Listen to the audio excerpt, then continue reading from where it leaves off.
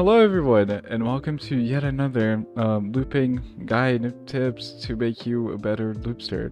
Ever since my last guide kind of blew up, a lot of you have been asking me to make another one and include more tips, so that's what I'm doing.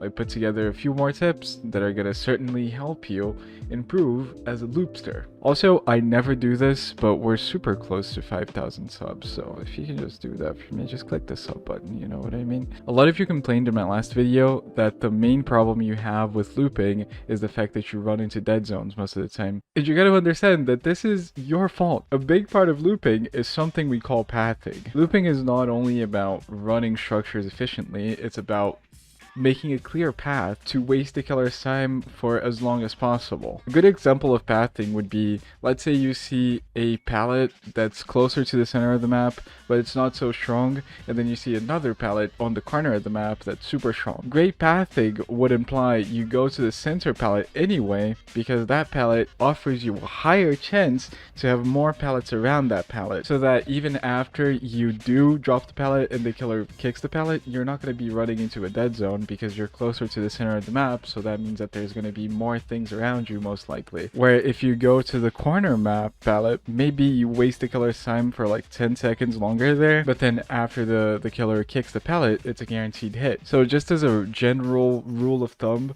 inner map pallets are much stronger than corner map pallets. Not necessarily because of the structures, but because of the opportunity to have more pallets around the pallet that you used initially. So don't run into the corner of the map, and also use windows of opportunity if you don't know where the pallets are. That also ties into my next tip, which is using chase perks. Utilizing perks in DBD is pretty much the funnest part of the game. If DBD didn't have perks, this game would have been dead 5 years ago. Perks like windows of opportunity, resilience, deadhard, they help you way too much for you not to be using them. You want to tailor your builds towards your playstyle or what you're trying to do in that game. And if you like looping and you plan on looping the killer, that's probably not going to happen because killers don't chase. But if they do chase, you want to have chase perks, right? Resilience is one of the most underappreciated perks in the game. I feel like resilience increases your fast vault speed for more than 9%, because whenever I have resilience and I vault a window while I'm injured, the killer never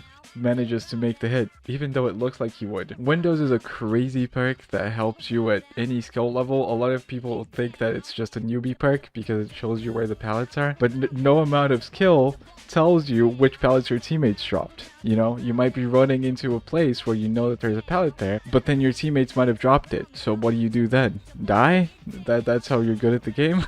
Windows is also super helpful to help you understand how pallets work and where they spawn, and how connected some pallets are, how disconnected some pallets are, how strong they are, if there's a window next to it.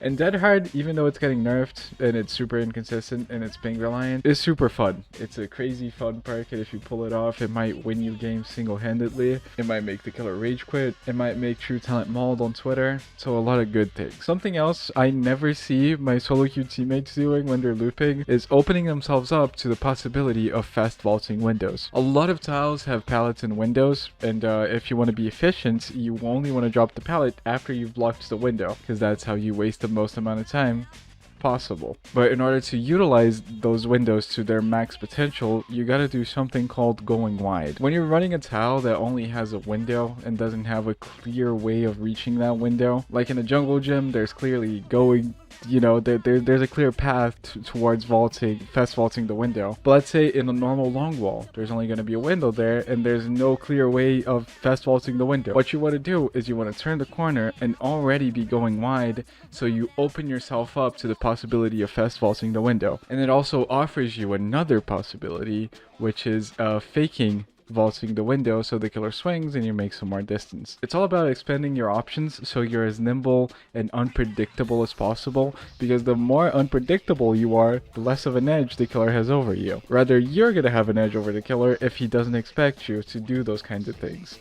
Even at check, if you're running towards the window from the pallet side, you can fast vault that. A lot of people medium vault that, but you can clearly fast vault that, and it's not even too hard. You just gotta understand the momentum of the fast vault. Also, bonus tip, fast vaulting those hard windows that have like a wall that limits your movement towards the window. It's all about running straight to them and pressing spacebar at the last possible millisecond. That's how you fast vault those windows. Just press spacebar, last second. But all of this comes with playtime, and this is a great segue to my next tip, which is barely a tip at all, but it's just, you gotta play the game, man.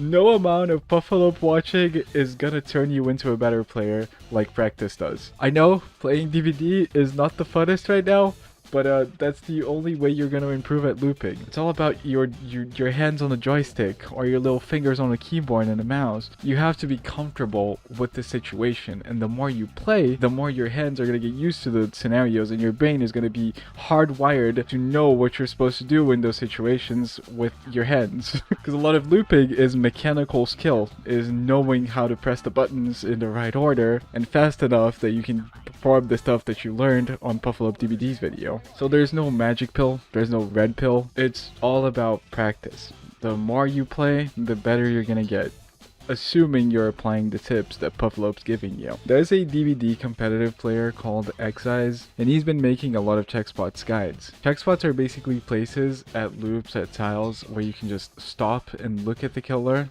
to understand what they're doing so you can react to it. This is precisely what I was talking about when I was talking about walking mid-chase. I just didn't know that Checkspots were a thing, even. I'm not gonna explain the Checkspots because I'd feel like I'm stealing Xeyes' content. So if you want to learn the Checkspots, go down to my video's description and there's going to be a link to his videos so you can learn from him. And this is going to be my last tip, because this is something that you should only do as a last resort. Like if you have nothing else to do, if you've already wasted all the pallets in the map and you've already blocked every single window and then you're in a dead zone, that's when you want to apply those techs, okay? Escaping unavoidable death is all about doing weird mechanics and things to confuse the killer when they're for sure gonna kill you. Things like going side to side so the killer gets confused and doesn't know if he should swing to the right or to the left. 360ing the killer, even though this is the least consistent one out of the ones I'm talking about, because the killer only has to wait like half a second and then you're gonna get stuck in his body.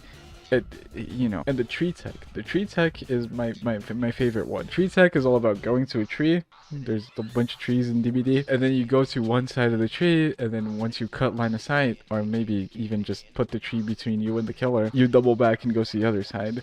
This works very frequently for me, and the killer swings sometimes, and that swing sometimes is enough for me to make it to like a pallet or a window or something, and it's super fun. If you want to learn more about these techs, I do happen to have a 3-part series on every single survivor tech in the game, so go watch that. And I should make a part 4 because there's a whole bunch of new techs that I didn't talk about, but you know, that's besides the point. Yeah, that's about all the tips I have for you. This is actually my second time re-recording this entire thing because the first time my microphone was making weird noises. So I hope I made myself clear in all of the points, because this is me like repeating what I've already said. So yeah, hope you guys enjoyed the video.